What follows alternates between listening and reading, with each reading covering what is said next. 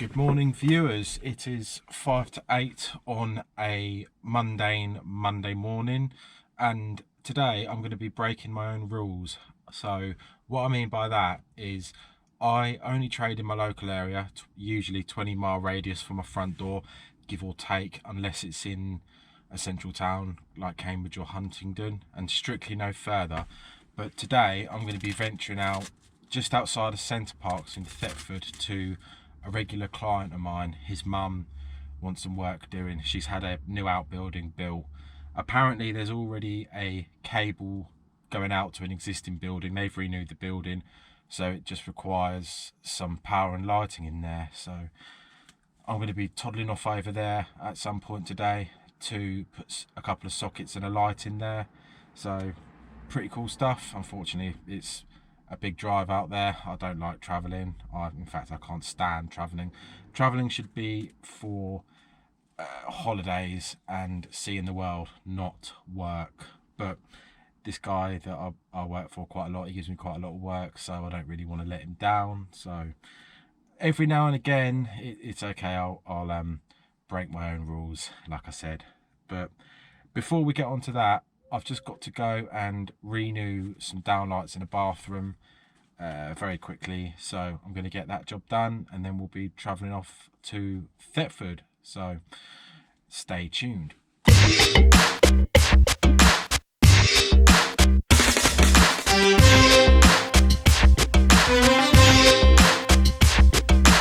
with that done, we're on our way to Thetford to have a look at this outbuilding that we've got to do.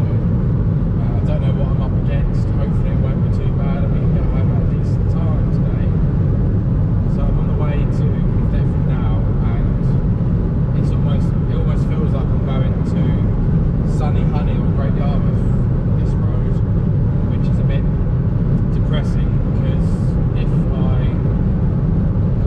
if lockdown 2.0 wasn't in effect, then I might be tempted to drive on, get my 2Ps out and visit an arcade and go hell for leather.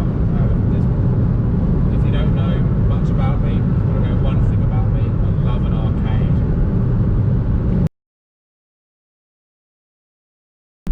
Oh, let's see what's on the radio. In its box. The threat is. Oh no, I can't stand him. Oh, good afternoon. No, I'll have to sit here in silence if I have to.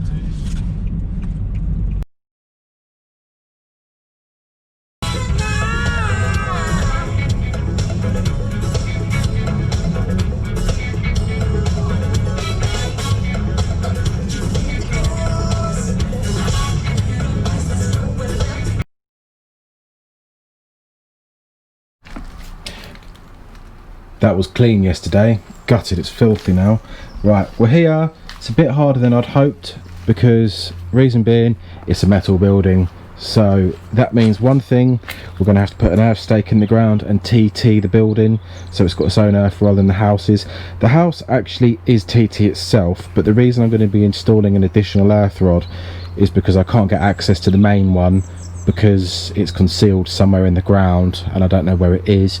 And if that was to fail and this building didn't have an earth, then it is a massive electric shock risk. So we're going to put one in separately, well additionally, so if the main one fails, there's a backup one and it's serviceable because it's exposed. So that's good. So we'll get on that straight away and get that done.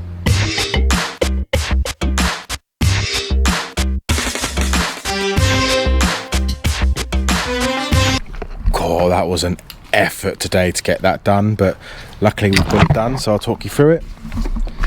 So here's the earth rod I banged in. Just get my screwdriver.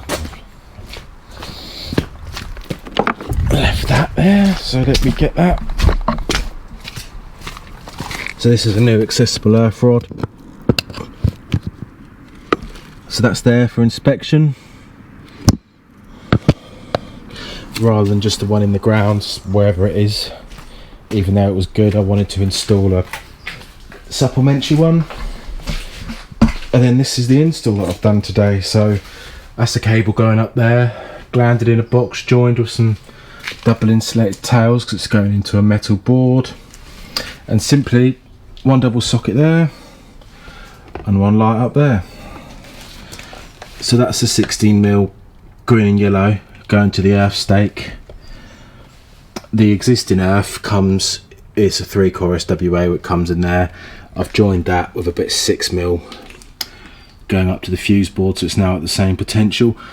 And then I've bonded the structural steel just up there with a little safety label. It's all continuous throughout the frame because they're all nut and bolted together, so that's all adequately bonded now. So yeah, quite pleased with that. That's not a bad day's work, so I'm happy with that. One other thing I'd like to quickly point out is that the circuit itself is protected by a 30 milliamp RCBO, which is not on any RCD side, so it's on the high integrity side, so it's not discriminating against any other circuits, so that's good. And they've finally started making MK fuses again, which is great because I was having so much trouble getting hold of MK circuitry stuff, so I'm really glad that a Chinese company's taken them over.